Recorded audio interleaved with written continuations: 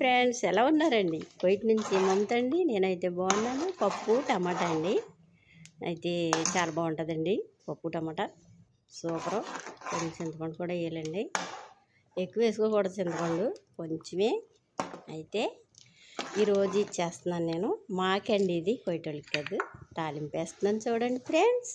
Okay, మరి తర్వాత కొత్తిమీర పచ్చడి కూడా చేసానండి. చూపించాను ఉండండి.